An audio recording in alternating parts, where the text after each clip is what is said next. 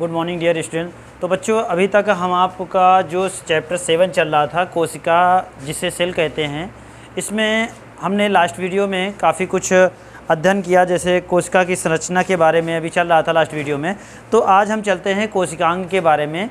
कोशिकांग या अंगक किसे कहते हैं, तो आइए बच्चों देखते हैं। जिस प्रकार से शरीर के विभिन्न अंग, क्या चीज़, जिस प्रकार से शरीर के विभिन्न अंग जो होते हैं उनके कार्य क्या होते हैं, भिन्न भिन्न कार्य होते हैं, उसी प्रकार से कोशिकाओं के अंदर भी क्या चीज़, कोशिकाओं के अंदर भी विशेष प्रकार की संरचनाएं होती हैं जिनका कार्य क्या होता है, जिनका जो कि विशिष्ट कार्य करते हैं। क्या करते हैं, एक विशेष प्रकार का कार्य करते हैं।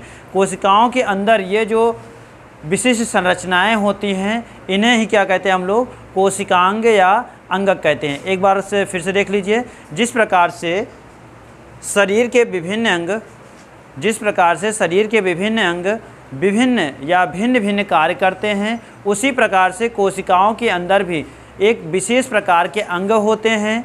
इन्हीं अंगों को ही हम क्या कहते हैं, कोशिकांग कहते हैं। आगे देखते हैं बच्चों, ये जो कोशिकांग है, ये कोशिकांग विशिष्ट कार्य करते हैं। इनमें जैसे है माइटोकॉन्ड्रिया है, ये जो विशिष्ट अंग हैं या कोशिकांग हैं।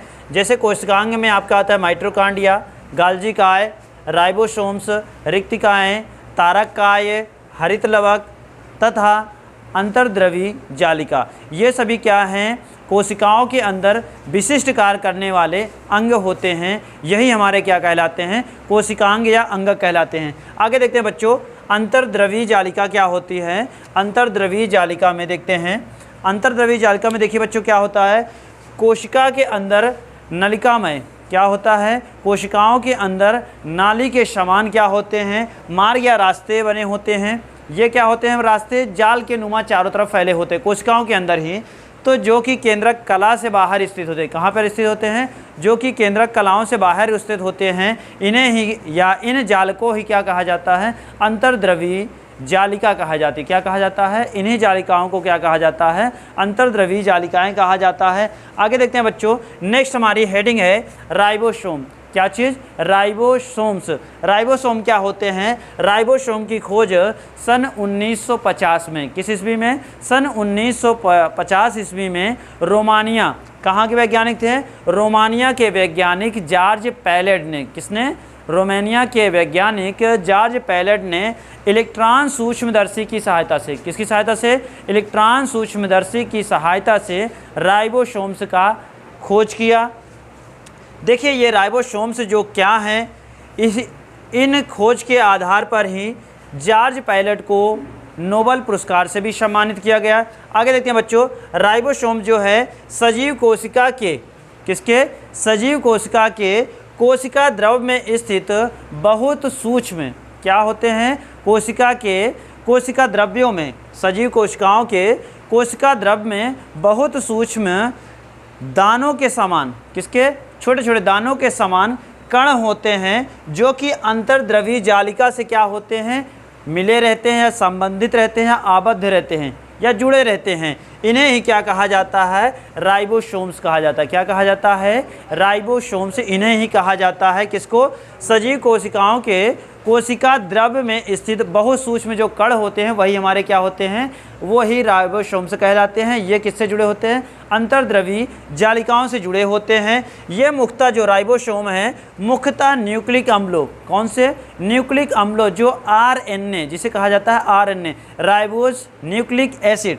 राइबोज न्यूक्लिक एसिड से बने होते हैं। ये राइबोज का मुख्य कार्य क्या होता है, राइबोसोम्स हैं, राइबोसोम्स का कार्य सजीवों के शरीर में प्रोटीन का संश्लेषण करना है। क्या इसका करना, किसका संश्लेषण करना है, प्रोटीन का संश्लेषण करना है। आगे देखते हैं बच्चों, रिक्तिकाएं, कौन सी हेडिंग है, रिक्तिकाएं के बारे में देखते हैं। रिक्तिकाएं क्या होती हैं, रिक्तिकाएं बहुक्रियाशील ऑर्गेनल होते हैं। क्या होते हैं, रिक्तिकाएं बहुत क्रियाशील ऑर्गेनल होते हैं, जो सभी पौधे एवं कवकों में पाई जाती है। किसमें, जो कि सभी पौधों, जानवर तथा कवकों की कोशिकाओं में पाए जाते हैं। कहाँ पाए जाते हैं, सभी पौधे तथा सजीवों, कवक आदि की कोशिकाओं में पाए जाते हैं। इन्हें क्या कहते हैं बच्चों? रिक्तिकाएँ कहते हैं। क्या कहते हैं? रिक्तिकाएँ कहते हैं। जो रिक्तिका शब्द है लैटिन लैंग्वेज वेवस से लिया गया। किससे लिया गया है? वेवस से लिया गया है, जिसका मतलब होता है, वेवस का जो मतलब होता है रिक्त। रिक्त मीन्स एम्प्टी या खाली से होता है, इसीलिए इसको क्या कहा जाता है? रिक्तिकाएँ कहा जाता है। इनको सूक्ष्मदर्शी से देखने पर, ये कोशिकाओं के अंदर पाई जाती है, इनको सूक्ष्मदर्शी की सहायता से देखने पर ये खाली जैसा जेब होता है, उसके नुमा क्या होते? पॉकेट के, खाली पॉकेट के समान इसकी संरचनाएं होती हैं। इसका कोई विशेष आकार नहीं होता। किसका? रिक्तिकाओं का कोई विशेष आकार होता भी है और कोई विशेष आकार नहीं भी होता है, मतलब दोनों रूपों में पाए जाते हैं। जैसे जिस कोशिकाओं के अंदर या जीवों के अंदर पाए जाते हैं, उसी प्रकार से इसका डिफरेंट साइज होता है। आगे देखते हैं बच्चों, पौधे, जानवरों में यह रिक्तिकाएँ कोशिकाएँ लाइसोसोम के समान ही कार्य करती हैं। किसमें? पौधे एवं जो जीव जंतु हैं, सजीव प्राणी हैं, उनमें क्या है? ये लाइसोसोम की भांति ये भी कार्य करती हैं। आगे देखते हैं माइटोकॉन्ड्रिया के बारे में देखते हैं बच्चों। माइटोकॉन्ड्रिया क्या होता है? जैसे कि हम लोग जानते हैं कि हमारे शरीर का एक पावर हाउस होता है, जहाँ पर हम क्या होता है, जो भी हम ऑक्सीकरण के द्वारा, मतलब भोजन जब ग्रहण करते हैं, भोजन के ऑक्सीकरण के फलस्वरूप जो ऊर्जा मुक्त होती है, उस ऊर्जा का भंडारण हमारा कहाँ होता है? माइटोकॉन्ड्रिया में ही होता है। इसलिए इसे क्या कहा जाता है? शक्ति गृह या पावर हाउस के भी नाम से जाना जाता है। किसको? माइटोकॉन्ड्रिया को ही। आगे देखिए बच्चों, माइटोकॉन्ड्रिया या इसे सूत्र कणिका या शक्ति गृह भी कहा जाता है। ठीक है, इसके बारे में देखते हैं ये क्या चीज़ होती है? माइटोकॉन्ड्रिया या सूत्र कणिका या शक्ति गृह होता क्या चीज़ है? इसमें देखिए, सभी जो सजीव जैसे कि पादप एवं जंतु की कोशिकाओं में क्या होता है? कोशिका द्रव्यों में ये क्या होते हैं? अनियमित रूप से बिखरे हुए कण होते हैं, जो बिखरे हुए दोहरी झिल्लियों से, किसमें? दोहरी झिल्लियों से ये कोशिकांगों से जुड़े होते हैं। इन्हें ही हम क्या कहते हैं? माइटोकॉन्ड्रिया कहते हैं। आगे देखिए, माइटोकॉन्ड्रिया क्या है? माइटोकॉन्ड्रिया ग्रीक लैंग्वेज मिटोस से लिया गया। किससे? मिटोस से लिया गया है, जिसका अर्थ होता है धागा अर्थात थ्रेड, तथा कॉन्ड्रिया जो है, कॉन्ड्रियन का जो शब्द है उसका मतलब होता है कण। इस प्रकार से जो माइटोकॉन्ड्रिया है धागा तथा कण से मिलकर बना है, अर्थात शाब्दिक इसको अर्थ में हम समझ सकते हैं सूत्र कणिका। इसलिए माइटोकॉन्ड्रिया को अन्य नाम सूत्र कणिका के नाम से भी जाना जाता है। तथा इसकी खोज, जो माइटोकॉन्ड्रिया की खोज है कोलिकर्ने की। किसने?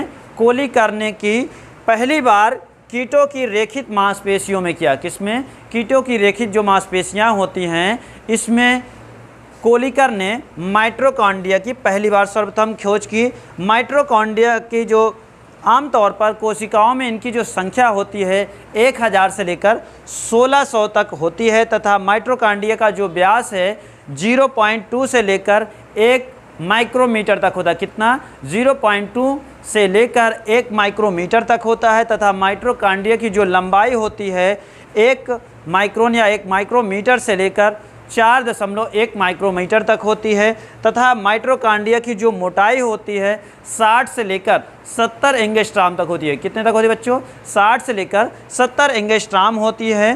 तथा माइटोकॉन्ड्रिया जो है, माइटोकॉन्ड्रिया सजीवों के अंदर, किसके अंदर? सजीवों के अंदर जो आनुवंशिक पदार्थ होते हैं डीएनए, क्या चीज़? डीएनए होता है, ये इनमें स्थित होते हैं। मतलब इसके अंदर भी ये क्या स्थित होते हैं? डीएनए स्थित होते हैं। इस प्रकार से जो माइटोकॉन्ड्रिया हमारा है, माइटोकॉन्ड्रिया के मुख्य कार्य क्या होते हैं बच्चों? जो सभी हम खाद्य पदार्थ ग्रहण करते हैं, क्या चीज़? जो हम सभी खाद्य पदार्थ ग्रहण करते हैं, उस भोजन का ऑक्सीकरण होने के बाद, किसका?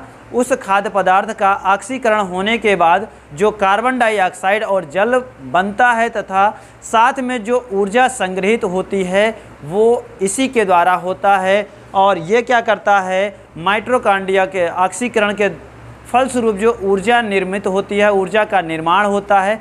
जो आवश्यकता से अधिक ऊर्जा है वो क्या हो जाती है, माइटोकॉन्ड्रिया में ही संग्रहित हो जाती है। इसलिए माइटोकॉन्ड्रिया को ही क्या कहा जाता है, शरीर का पावर हाउस भी कहा जाता है। क्या कहा जाता है, पावर हाउस भी के नाम से या शक्ति गृह के भी नाम से इसे जाना जाता है। इस प्रकार से बच्चों आज आपका जो पार्ट 7 है कोशिका, हम यहीं तक इसको अध्ययन करते हैं। नेक्स्ट वीडियो में थोड़ी बहुत बातें रह गई हैं, उसको भी हम कवर कर लेंगे। ठीक है।